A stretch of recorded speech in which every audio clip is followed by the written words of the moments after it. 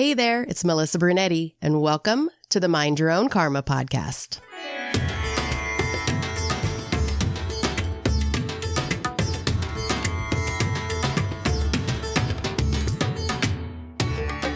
Hey there, Karma crew. Thanks for joining me for this episode of Mind Your Own Karma, the Adoption Chronicles.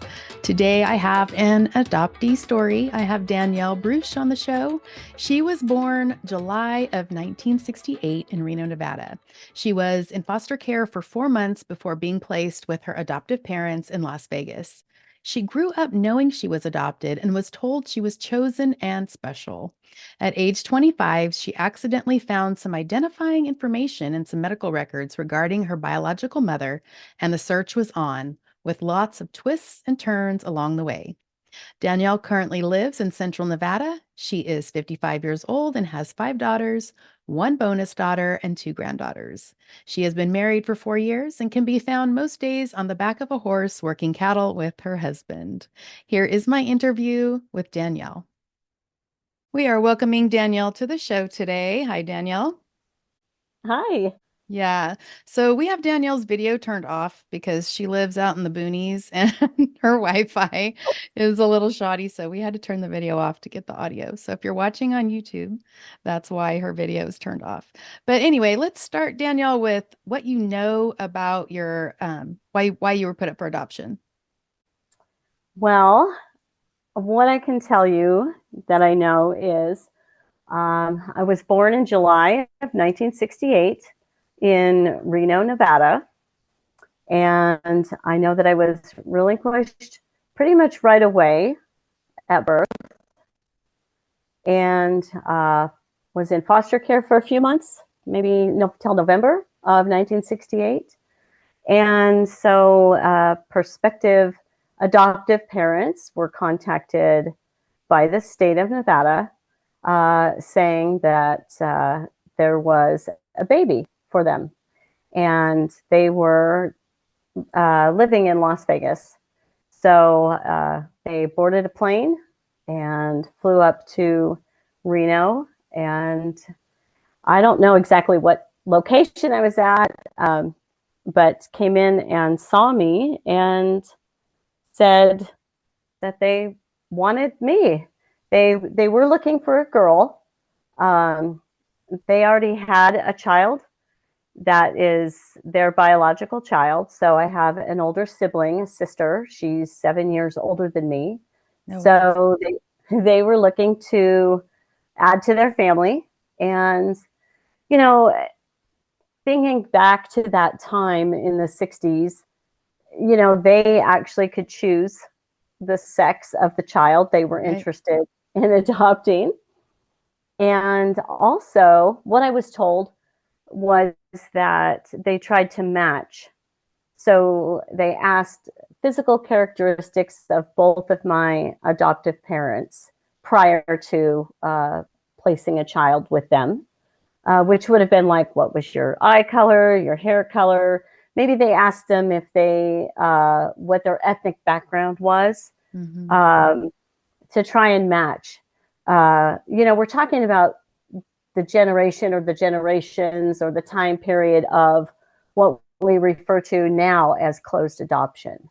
Yeah. So with that being said, I think, in my opinion, prospective adoptive parents and maybe private agencies or the state wanted to match so that the adoptive parents could raise this child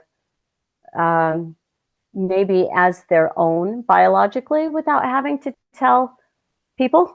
Right. I don't know.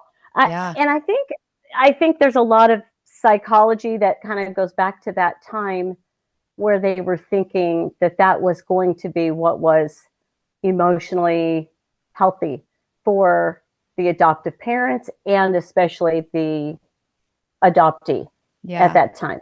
Yeah, trying to have that mirroring there somewhat, I guess. That's funny because that's the first time I've heard an adoptee say that they asked the adoptive parents that stuff. So that's interesting that they did that.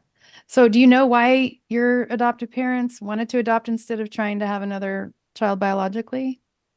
Yeah, my mom told me that she was told by her doctor after my sister was born, to not have any more children.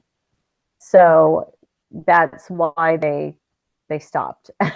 So Yeah. for medical reasons, I guess, would be Yeah. the answer. So yeah. And what was it like growing up in that household for you? Um, Growing up, I would say was I had a wonderful childhood. Um, I think partly due, in fact, to it was this late 60s and 70s and 80s. Yeah.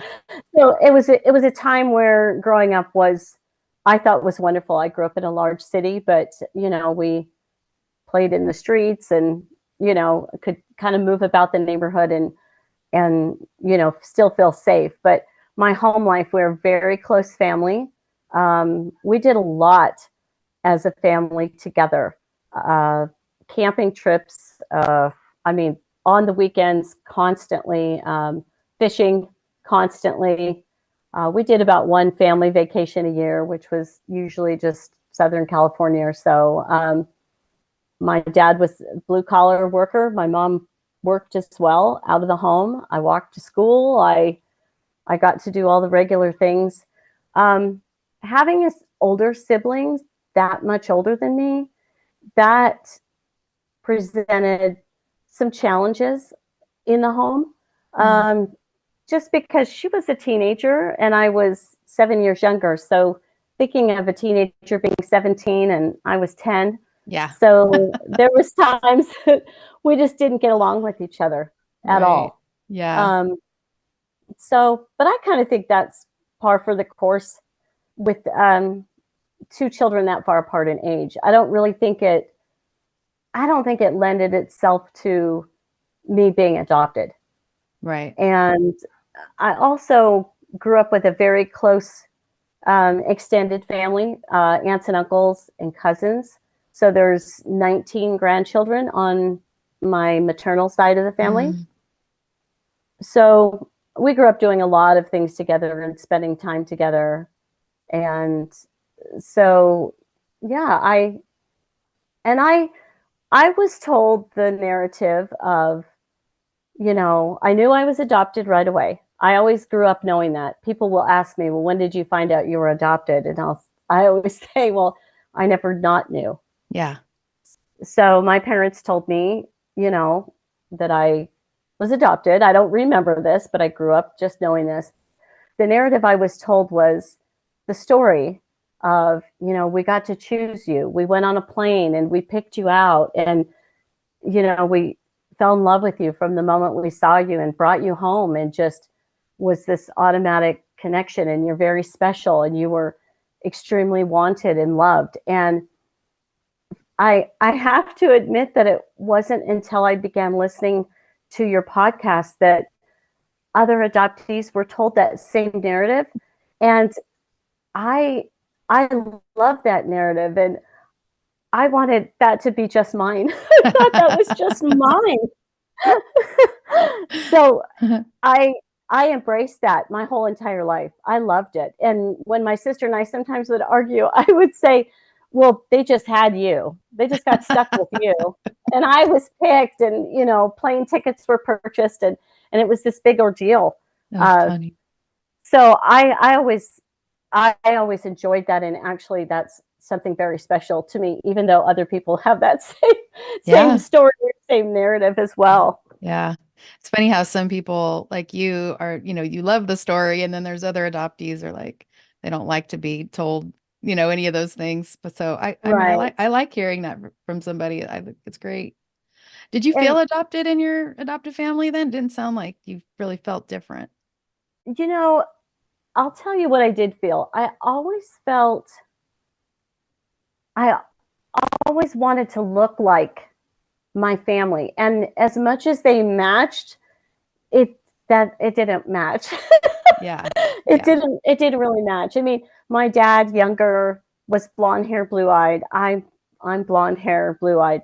Um, my mom, not so much. I was the tallest one, and I'm only about five and a half. Mm. Um, so I think there was a little bit of a struggle with me wanting to look like them. And they all wore glasses. And I remember wanting to wear glasses because I want to, and it's so silly to think about that, Yeah. you know, and I mean, that didn't last very long. Maybe this was probably my junior high years. And I think, I don't know, junior high is just kind of an awkward time for most everyone anyway. Yeah. So I, I don't know. And I, I don't know. I also remember as a child being read this story, and it was one of my favorite books. It's a Dr. Seuss book, and the title is "Are You My Mother?" Mm-hmm. And the story is about this little bird that comes out of the nest and is lost. And so, as the story goes, he goes up to all these different. Some of them are different animals, and some are different things. You know, like one is maybe a cat, and he says, "Are you my mother?" And the cat says, "No, I'm not your mother." So he goes to the next thing, and maybe the next one is like a hen or something, and the hen says, "I'm not your mother." And he goes to a dump truck, and the dump truck doesn't answer, but he asks, you know, "Are you my mother?"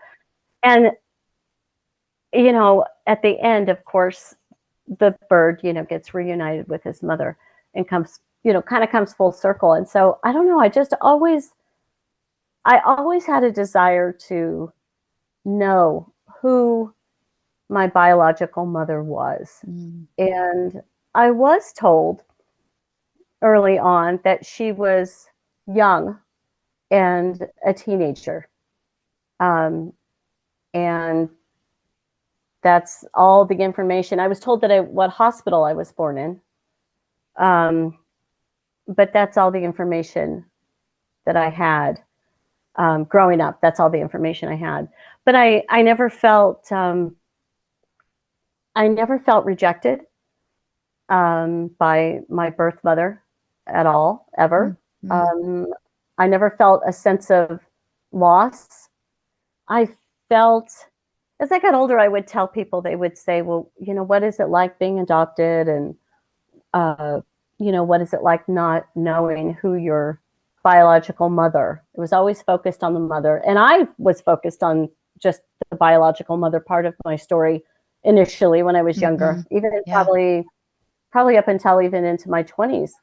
Um, and I would just say to people, you know, it's like sitting down and doing a puzzle, 1,000-piece puzzle, and you're ready to put that very last piece and it's missing. Yeah. And so it's not complete. So it's just kind of more of a question of who is this person? What was their lifestyle at the time? What are they doing now?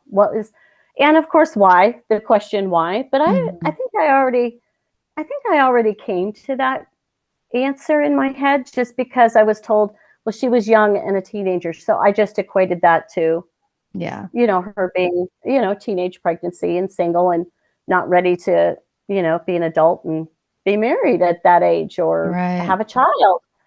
So, yeah, So how old do you think you were when you started to be curious about your biology? I would say, I would say probably,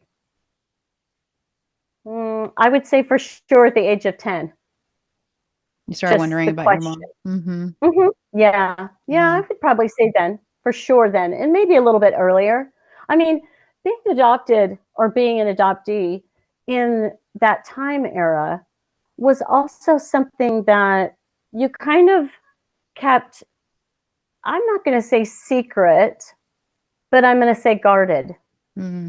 Mm-hmm. And that wasn't anything that my parents had said, well, don't tell anyone, or, you know, someone might say something to you or whatever. I found that out just in elementary school. Someone saying to me, like I said, I was adopted. Like I was just like, oh, well, I'm adopted. I, I don't remember why I said it, but it was Yeah. just kind of like, oh, you know, someone saying, oh, I have red hair, or oh, I have a dog at home, or oh, I have a brother. It wasn't a thing. At least I didn't think it was. And they said, oh, so that isn't your real mom that came to the school last week for the Oh, talent show wow. or whatever it was. Yeah, and I remember saying, no, that is my real mom. And they said, no, that's not your real mom if you're adopted. Oh gosh. And yeah, so that was a little hurtful. Yeah. Yeah. Um, so you had kind of a journey finding your birth mother. It was kind of interesting that we kind of have in common. Do you want to tell us about how you found your birth mother's name? Yes. So I went to the pediatrician's office. That was my pediatrician as a child, and he was still practicing. And so I was seeing him with my children, and he was actually retiring. So I was going to the office to pick up my children's medical records and have them transferred. This was before, this was in the 90s, early 90s. Mm-hmm. So this was no electronic, Yes. medical files. It was all hard paper. Yep. So I went to his office, and when I went there, I asked the secretary at the front, I said, well, I was a patient here a long time ago. I said, would you guys happen to have my records? And they said, oh, yeah, we have them. They said, but, we have them in a storage facility, not here on the office location. And I said, well, could I get those? And they said, absolutely.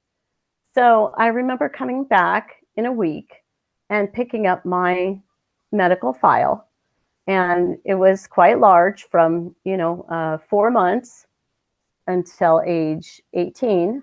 Mm-hmm. And I remember I was around 26 years old. I'd already had 2 children of my own and pregnant with a third. And here I am driving home, and I have this really thick medical file in the front passenger seat of my car. And at the red light, I thought, well, let me see what this is about, because I'm kind of an impatient little person. So I started to flip that over. And the very first paper was the most recent. And so it said that I was in the office when I was 17 or 18 and I had strep throat. And I said, oh, yeah, now I remember that. I thought, well, that's not interesting. So I took the file and flipped it over, and then flipped over that very first, would have been the very first page or the very bottom page. And it was a form, and it said at the top, physician's report on mother and child. And it said mother's name, and it had a woman's name in there that I had never seen before, first and last name, and it had her age, and it said 19. Mm. And so I immediately pulled my car over. Yeah. Because I couldn't be driving anymore for a few minutes, and kind of collected myself and read that paper a few times and flipped a few more sheets over and found some other information, just some medical reports, and kind of I always kind of wondered why I was in foster care for 4 months, from July until November. And one of the medical papers that was included in there was a chromosome test. So they did a chromosome test on me at some point in that 4-month span, because they thought, upon appearance, I guess, at birth, they thought I had Down syndrome. Mm. So they went ahead and tested me. So I had the actual chromosome test. And then the other paper was a letter from the state of Nevada to the doctor. And it said, the chromosome test is negative. Here's the results. We thought you should have this information, but we didn't want to give it to the adoptive parents because we didn't want to upset them for any reason or no reason. Yeah. So here I had this information now. I had a name, and I was extremely excited. And that prompted me to move very quickly in a way to continue my search. Looking back now, I wish I would have taken a pause, which I'll tell you why in a few minutes. But looking back now, I wish I would have just paused and sat on that information. I still think I would have gone further with it, with my inquiry, but I wish I would have paused. So I went home. I was married at the time, and I went home and, obviously discussed this with my spouse and was extremely excited and elated, and then got myself over to a local genealogical library in the area. And that was the next day, and I looked up phone numbers. That's where I started. Wow. And I started making just cold phone calls. And I started with Northern Nevada in Reno, Sparks. It's all the Washoe County area. Mm-hmm. That's where I was born. So I made a phone call, and it was a woman that answered the phone, and I said, "This is my name." And I said, "Does this date mean anything to you?" And I gave her my birth date. And I said, "This is who I'm looking for." And she said, "Yes." She said, "That's my daughter you're looking for. And we've been waiting for this phone call for a very long time." Wow.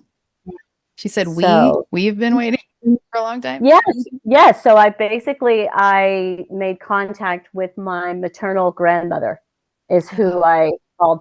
And she had been living in the house that they had lived in that area for a very, very, very long time, and had the same phone number and all those things.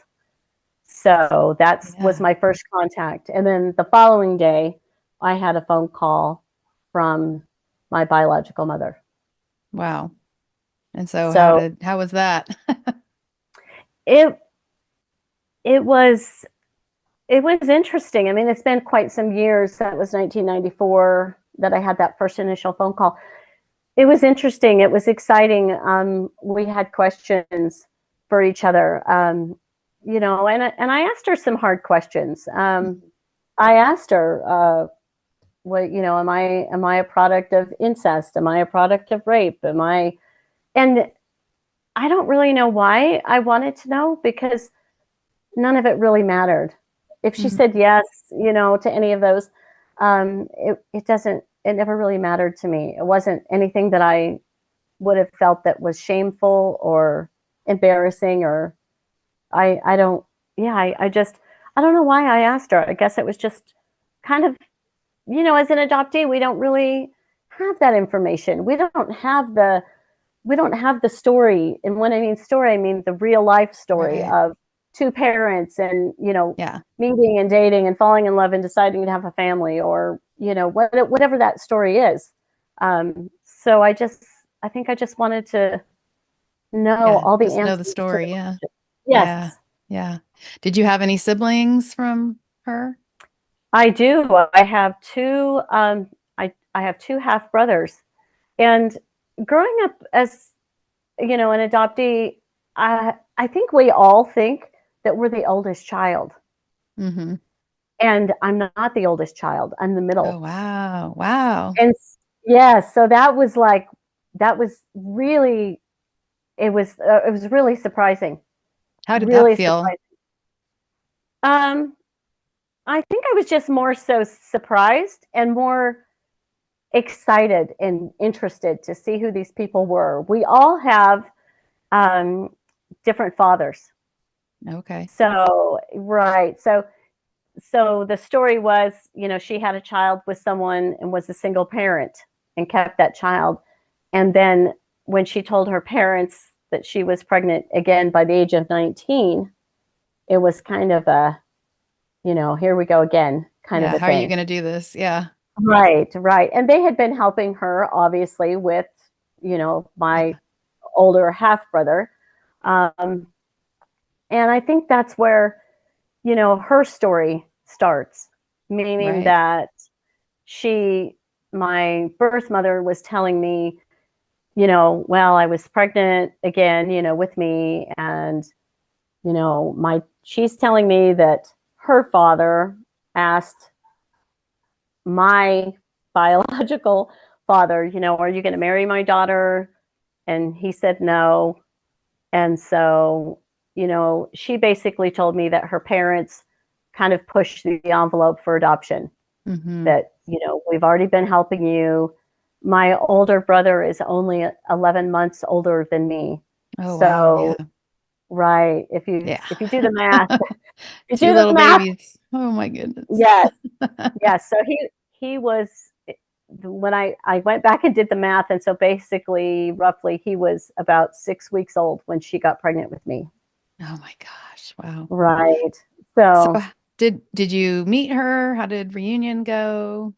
I did, we did a series of phone calls, and after that, she felt comfortable enough to, she was still living in northern Nevada. And so she flew to Las Vegas. And the first time I met her, we met at my house. So yeah, she came to my home, and I'm trying to think, I had a few children by then, 2 or 3. And it was interesting. It was meeting a stranger that you kind of looked like.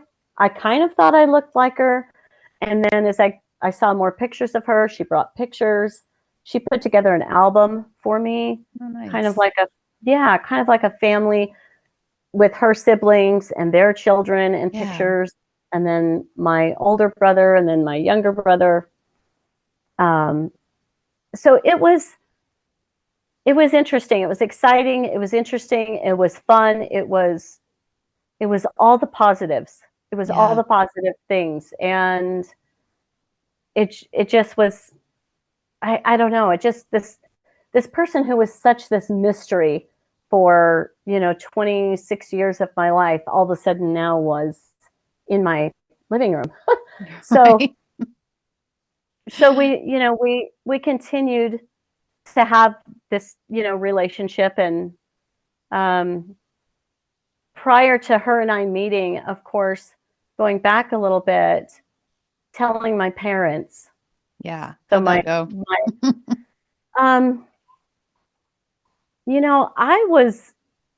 This is where I wanted to say I moved too fast. It went too fast, and I was so unbelievably young. At 25, you think you're grown and everything, and now I'm 56, and you go, oh, I was so not grown at 25, 26. But I moved too fast, and I mean that obviously for myself looking back, to be able to process everything. But I drove out to my parents' home. They lived about 60 miles from me, and I drove out there to tell them the information face to face. And my sister lives there as well. So here I gathered, my parents and my sister to tell them this information. And I remember my dad not saying anything, and he just got up and left the room. And my mom said to me, I always wanted you to find her. She said, but I wished that you found her after I was dead. Oh, wow. And she didn't say it.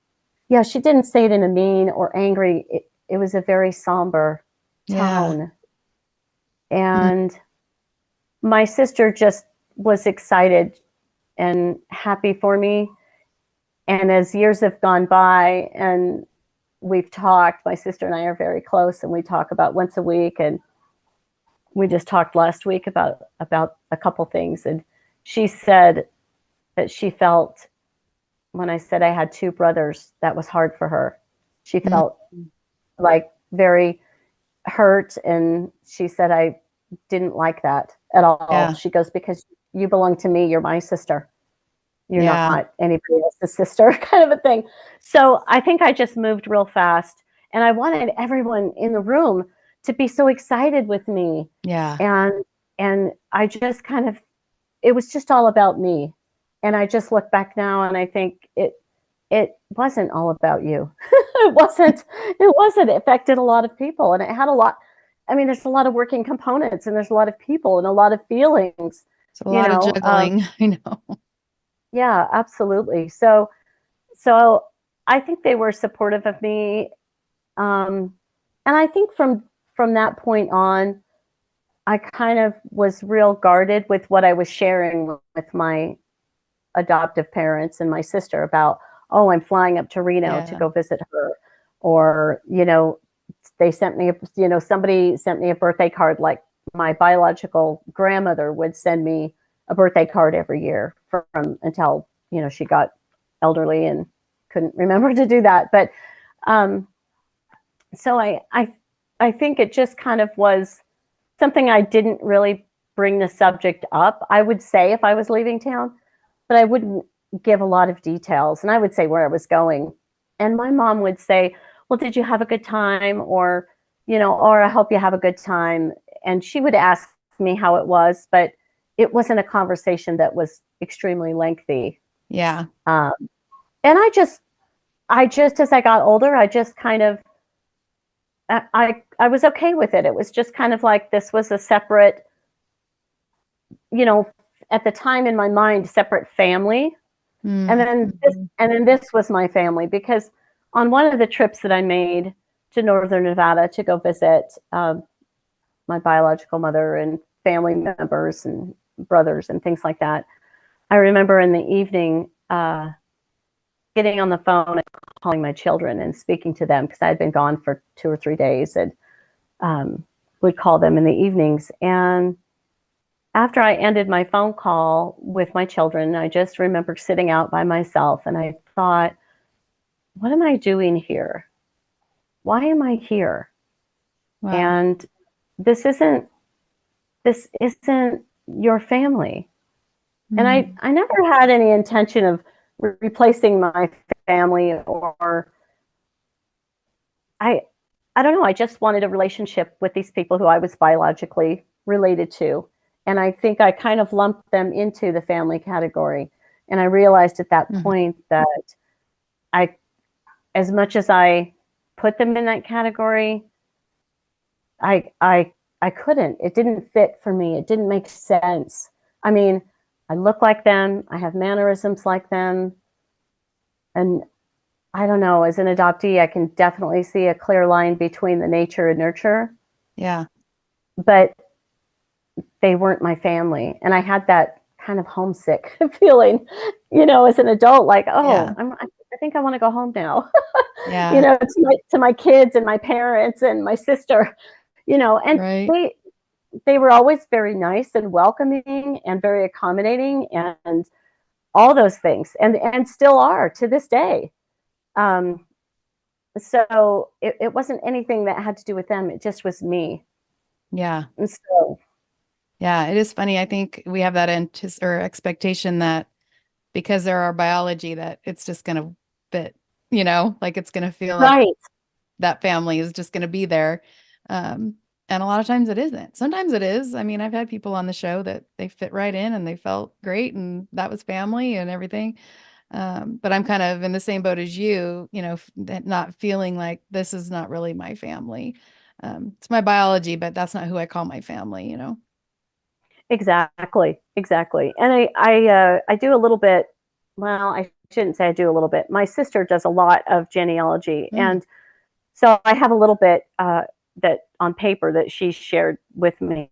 And so it's interesting when people ask me, where's your family originated from? Mm-hmm. It's always Germany. Well, that's like my dad's side of the family. My adoptive dad. Everything goes to my adoptive family in my brain. So even my sister and I last week were on the phone, and she said, because her and I both have done the DNA, testing thing. Mm-hmm. And she said to me, oh, so-and-so, a relative of ours, just came up on, matched with her on her DNA thing. And it runs through my mind for a split second that why didn't this cousin come up on mine? Yeah. And then I say to myself, oh, it's because I'm adopted. Like I forget. And I said to my sister, I said, I'm so not adopted that I forget that I'm adopted. I literally forget. And it's just, and my entire family is like that as well. When my mother was sick and was in hospice care, her sister was there with my sister and I. So it's my mom's sister. So it's our aunt. And she's saying to my sister and I, you girls need to be, really on top of your medical. This was years before all this DNA, testing, where we could find out these health, predetermined health things that we might have. So my aunt is saying, oh, you girls need to get tested for this and this, these things that my mom had struggled with. And I'm just listening. And so when she's done, I said to her, oh, I don't need to do that. And she said, oh, yes, you do. It's so important. And I said, oh, no, I don't. I really don't need to do it. I go, but, my sister does. And she said, no, but you both do. And I said, I'm adopted. And she goes, oh, I completely forgot. So it was that's just the way that it was. So currently, as far as my biological mother, I do have contact with her still, and I haven't seen her for quite a few years. It's probably been more than 10 years. Wow. And so I don't think there was a falling out, at least on my end. There wasn't, or not anything that I could kind of pick up. I think it just was so exciting and new in the beginning, and now it's just kind of like, I don't know. Yeah. It's hard to explain, right? It is. And when I talk to her, it's not the same as if I was talking to my mother. I don't have that connection. Yeah. It's more of it, and it's not even really like talking to a really close friend. It's maybe a friend that you have lost touch with, haven't seen for a few years, but maybe you catch up every now and then. And it's usually through text messaging, and I would say maybe a phone call a year, but I'm comfortable with that. I'm fine with that. And she seems to be okay with that as well. Yeah. She's not asking me for more than I'm willing to give, and vice versa. So I feel that it's healthy. Right. How about your paternal side? What happened with that? Well, with the paternal side, that's something that's just new and still kind of being revealed. But I'm thinking it was 2 to 3 years ago, my children purchased for me one of the DNA testing kits for Mother's Day, and I swabbed my cheek and sent that off faster than anything else. I was so anxious and so excited, thinking, just bam, I'm going to get this automatic, I'm calling it a hit of, a discovery of person or people or, both. And I didn't.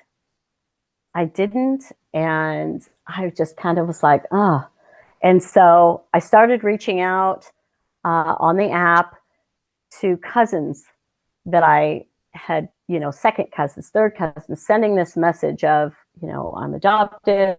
This is when I was born, blah, blah, blah. This is who I'm looking for, meaning like I'm looking for a biological father, but I don't have any information. I only have my information. So your mom didn't know his name or anything? I did ask her, and she told me that it was her roommate's boyfriend's best friend, and she couldn't remember his name. Okay. And I didn't believe that to be the truth, but it could have been. And it still could be. But I just kind of, I wanted to respect where she was at and is currently at. I feel like as a parent, I don't tell my children everything. And if that was what she was going to tell me, even if later it didn't ring true, I didn't have a desire to quote unquote expose the truth to her, because it doesn't really matter. If that's if that was the story she told, and let's say it was a fabricated story, then she did that for whatever reason. Maybe she has some shame surrounding, my conception and birth. Mm-hmm. I could kind of draw some conclusions, but I just wanted to be respectful and be in that space with her, whether we continued to have a relationship or not. Her and I, my biological mother, I just wanted to respect that. So I did the DNA about 3 years ago, and my husband and I, maybe 6 months ago or less, we were just sitting in the family room one evening, and I said, I'm really frustrated that this hasn't worked out, this DNA sample thing. I said, I'm so frustrated, I'm struggling, and my older, I think it is, maybe I'm wrong, one of my biological brothers on my maternal side had done the DNA test. So him and I obviously matched on there, and it gives you the percentage. And so you can see that it's not what it would be with a full sibling. Mm-hmm. So my husband said to me, well, why don't you get into your app and look at all the first cousins that don't have a match with your brother, your half brother. Because if they match with you and they match with your half brother, then that's going to be on your maternal side. Right. So everyone else is going to be on your paternal side. And I said, oh, okay. Well, why didn't we think of this, a few years ago? Because normally the app will filter what it needs to filter out and put people in places according to how much DNA you share with them. Right. So it'll kind of do it itself. And that's what I was kind of anticipating and thinking. But now that I look back, it doesn't really work that way. You kind of still have to, especially when you're dealing with, where you're sharing, when you have half siblings out there instead of full siblings and all that. Yep. Yeah. So we did pen and paper, and then I started contacting. And then the next day I contacted my sister, because she is way deep into genealogy, and I contacted her, and we spent 6 hours on the phone, and her on her computer and me on my computer. And it was really my sister that kind of cracked the case. Wow. She said, yeah, we found an obituary of an aunt, and I think it's a great aunt of mine. And then my sister got on Facebook, said, then she found another obituary. So we had it down to 2 men. One of them we could place in the Reno area. The other one we couldn't. So we went with the one that we could place in the Reno area. And my sister found his name. And then she found an obituary. And it was linked to this great aunt. Oh, and okay. So we thought, okay, this has got to be, it's got to be him. Mm-hmm. And so now I'm dealing with, okay, here this is potentially him, and he's deceased. So I'm like, but my sister kind of kept going, and in the obituary, she took the names of this man's children, survived by these children. And she got on Facebook and found a man with that name, and drew the conclusion that my biological dad in that obituary was a motorcycle mechanic, and this son of my biological dad had a picture of a motorcycle on Facebook profile. And of course, they shared the same last name, but not the same first name. So I jumped on my Facebook Messenger and messaged, and then found a sister, looked up a sister of this man, and messaged them both the same message. And I said, here's my phone number if you'd like to call me, because they kind of both thought it was a scam. Like, who is this person? What do they want? Do they want some money or whatever? Yeah. And so he called me, and we talked, and he pieced together some things, and he gave me a lot of information. He said, this is who my dad was. He was killed in a motorcycle accident. Mm. It's been quite some years. I'm going to say probably 10 years ago. And he said, but he wasn't always faithful to my mother. He said, so if you are my biological relative, then you were born a year before me in the same hospital. Wow. So, yeah. And I was really on the verge of saying to him, would you be willing to take a DNA test if, and I'll send it to you, I'll pay for it. And he said, well, let's just solidify this or get it off the table. And he said, I'll order one of those tests and I'll take it. Oh, okay. So he did. Within 2 weeks, he actually called me and he said, hi, this is so-and-so. And I said, hi, how are you? And he said, it's a girl. He said, we're so excited. We're excited. Oh, and that's good. So there's that story inside of it. And, so I'm finding out that I have a biological father that was not faithful to his spouse and, obviously was connected with my biological mother. Yeah. And, and she may or may not have known that he was married when I was conceived. So I think that just goes back to me wanting to stand in a place of respect and honor their stories, even if they're not true. Yeah.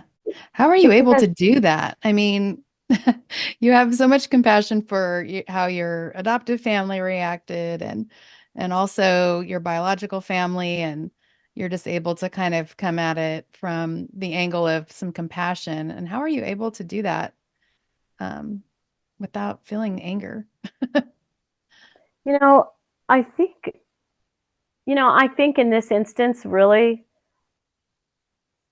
I think this is more of the nurture part.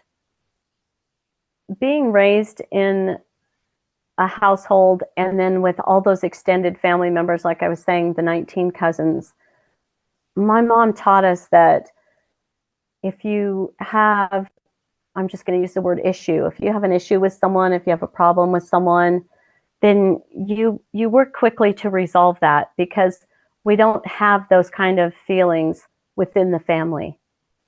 And as an adult, it took me a lot of years to take a step outside of my own family and look at other families, for example, that may have an aunt or an uncle that doesn't come to family Thanksgiving anymore because of something. Right. And I never experienced that ever in my life, ever. So I think being taught to quickly forgive and move on, because we were just taught that nothing comes before your family. And I to this day, I still don't like things like unresolved feelings between me and someone else in my family or a close friend, so I'm very quick to get things resolved. So I think that's probably why. And it never crossed my mind to be angry with someone, meaning this big question mark of, when I was younger, of a biological mother. I never felt, well, why did you give me away? Well, why didn't you want me? Why didn't you? I felt that she was young. The narrative I was told was she was young, young single teenager. And, back then adoption was,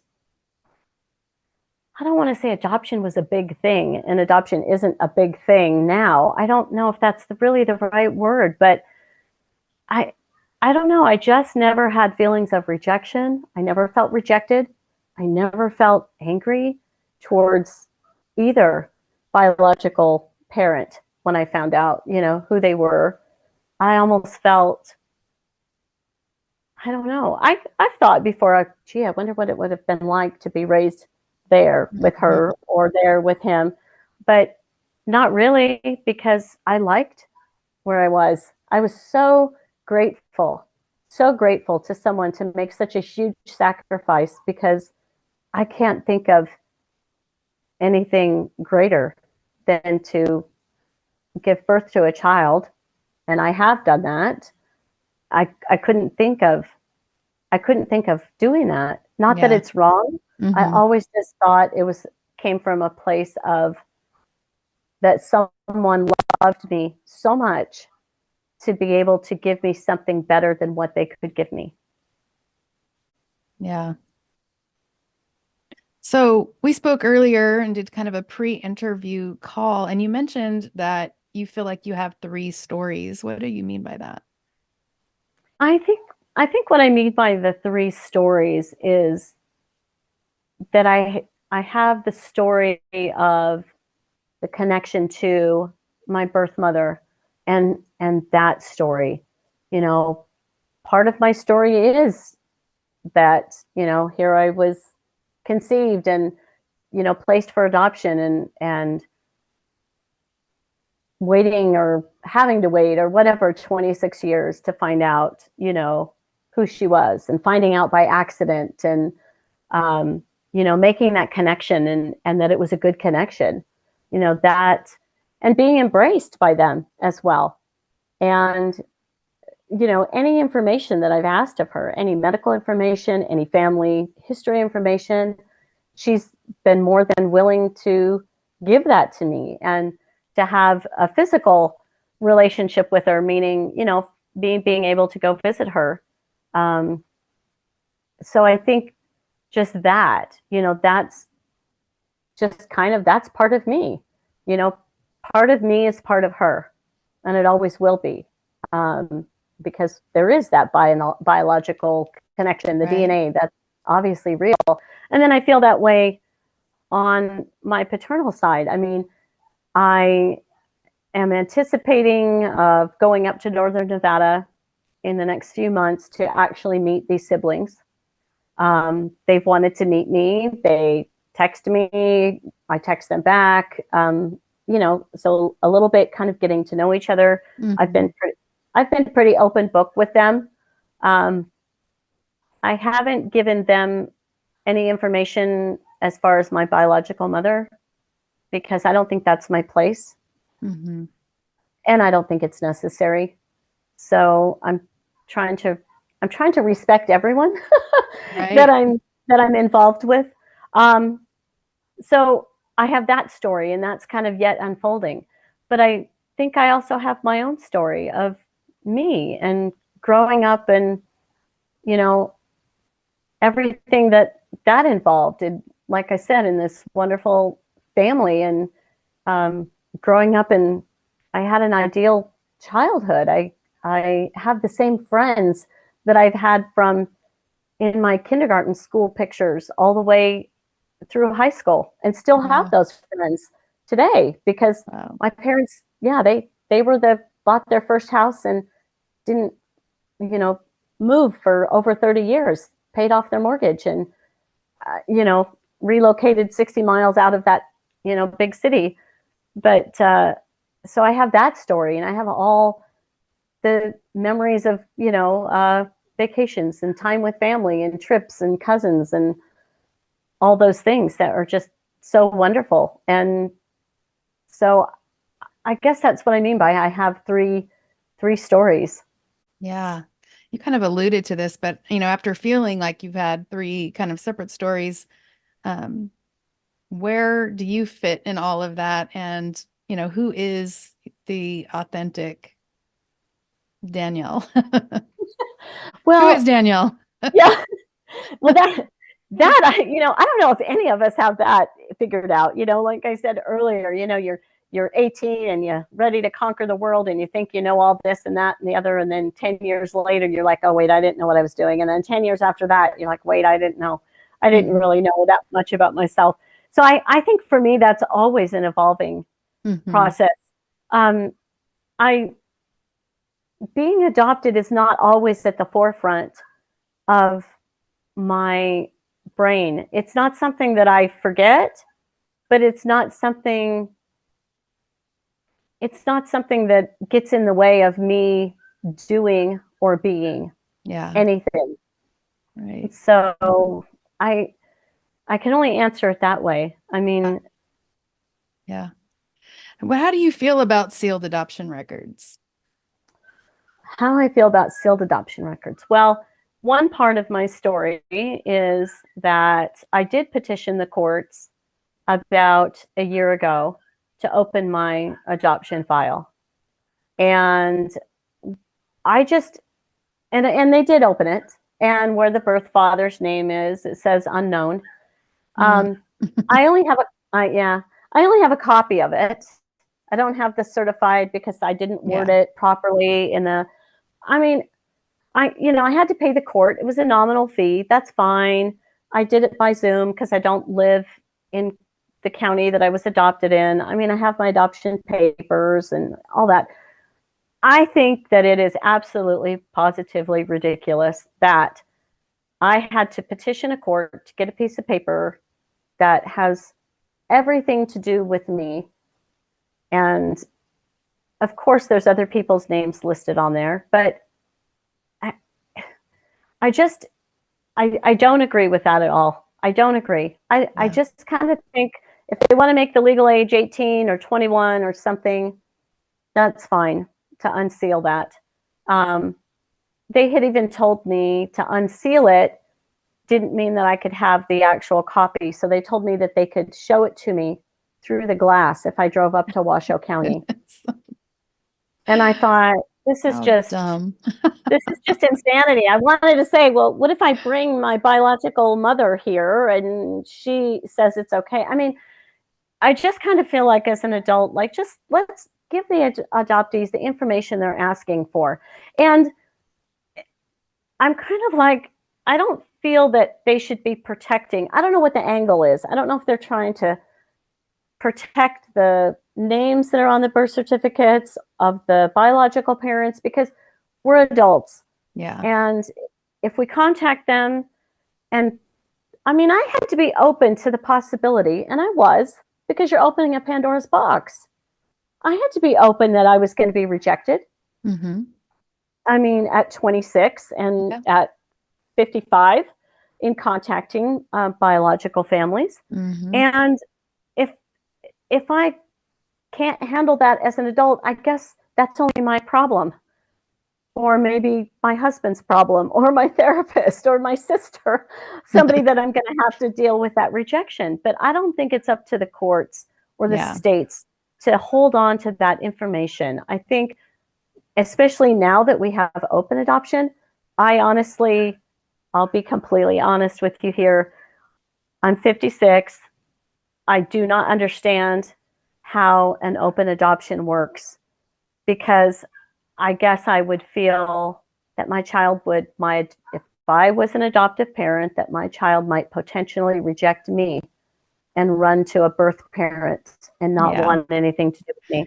Yeah, it can be pretty muddy waters. I've heard some stories. So, and I'm sure the open adoption has a lot to do with what they feel now is better for the adoptee psychologically going forward. Mm-hmm. And you know what? My 2 cents, and I'm not a doctor, I'm not a psychologist, I'm not a psychiatrist, I'm not a therapist, I'm just me. My thought is you can't say, because we are all so unique. All of us, even all of us adoptees, we can say we have common thread or have common thoughts or ideas and share these certain things and maybe agree on some points. But when it comes right down to us as an individual, that's exactly what we are. We're individuals, and how that is going to present itself at any point in an adoptee's life, whether you are part of a closed adoption or an open, you don't really know. Yeah. Yeah. I mean, and two, I just don't, going back to the records question, I mean, with DNA now, what are we doing? Like, I mean, There's that. are you going to There's tell me I can't run my DNA because I'm adopted? Like, you can't do that. So it's just well, ridiculous. yeah, it is. And I do think I do think there needs to be some changes across the board. And I just think they just need to do it across the board. I mean, Mm, I know all the states have the right to govern themselves, yeah. but to actually have that record still sitting there sealed, and like I said, I paid for a copy to tell me information, and it actually came after my copy of my actual um, real, or whatever you want to refer to it, birth Hmm. certificate, that came after I found my biological Yeah. father. Wow. So, kind of a moot point, but Yeah. at the time I was going through all the process. I didn't know, Yeah. how this was all going to play out and be revealed. So I Yeah. don't have any regrets to doing that. I just think But it's funny how, when it comes to adoptees, the birth certificate is an official document that we use a lot to prove who we are, right? And that they can just put they can just leave it blank or put unknown. Like, really? Like, well, or, and that the mothers were putting fictitious names to protect themselves and that was okay and encouraged to do back when we were adopted? It's like, this is an official document. How can you lie on it? well, and It blows my mind. it blows my mind too. But I think that when you look at the broader picture, I mean, the fact of the matter is there are some women who don't know. There Yeah. are women, or when I say women, I'm talking about at any age that you can get pregnant, so young. Yeah. They don't know who that is, so that might be their truth to put unknown, and Yeah. to put someone else's name, to put a fictitious name in there is completely wrong. But there's no way to regulate any of that, I guess is what I'm saying. That Mhm. name that goes in that spot, there's no way, because you're working off of what I just call the honor system, meaning like, well, who's the father? And then you go, I don't know. Yeah. You put anybody. And I but mean, yeah, you can, and it does prove to be a little bit of a conundrum for the adoptee if they're searching for yeah. someone. Hmm. Um, and the older adoptee, and like myself, um, there's not a lot of there's not a lot of older people in my generation, I feel, that are real interested in doing the DNA testing. Now, the younger, they're really interested in it, and it just seems like that's the majority. And maybe I'm wrong, but I also feel like it makes it a little bit harder for older adoptees to find any connections, and also that people have Hmm. passed, because Yeah. we have birth parents now. If I'm 50, That then are, yeah. Yeah. so Definitely. there's that. Well, in closing, what would you like struggling adoptees to know? You know, I would say that if you're struggling as an adoptee, and we're all individuals, just seek out different means. So there might be a support group that you might want to be a part of. There might be therapy that you need. There might be just even a fellow adoptee. Listening to the podcast, listening to your podcast. I'm a new listener, I'll admit. So as I'm listening, you know, finding that other people have that same story. Because if you feel isolated, if you feel alone, if you feel rejected, if you feel whatever those negative feelings are, and those difficult feelings, sometimes the only solace that you can find is with someone that has or is walking that same path as you. And Yeah. and if you go to a support group and you find that that's not your place, that you don't feel it there, you're not getting what you need from there, then find something else. Or maybe you need two or three of those things. But don't be afraid to keep reaching out and seeking Yeah. for some understanding, some comfort, because it's true that you just really, no one understands you as an adoptee other than fully understands you other than another adoptee. Yeah. Definitely. Well, Danielle, thank you so much for coming on today and being open to sharing your story with all of us. And helping to educate the world about adoption. Well, thank you for having me. I appreciate it.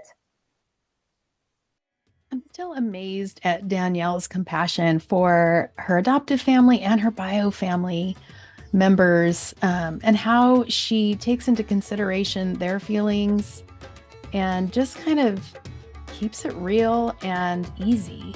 I'm amazed. I don't think I'm there yet, to be honest. Anyway, if you want to become part of the Karma Crew, or you want to come on and tell your adoption story, you can go on my website, mindyourownkarma@gmail.com, and send me an email. Like I said, become part of the Karma Crew and get in touch with me, and let's get your story on the podcast.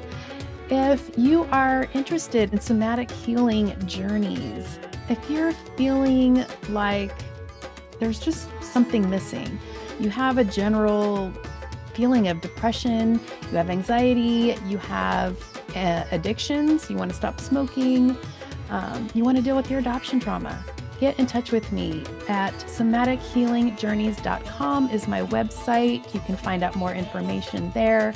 Also, you can do a 15-minute discovery call and ask me questions. Get in touch with me. It is time to know that you can heal yourself. You have that innate power to heal yourself. You just might need a little help in figuring out how to get there. And I'd be happy to show you how to do that and guide you.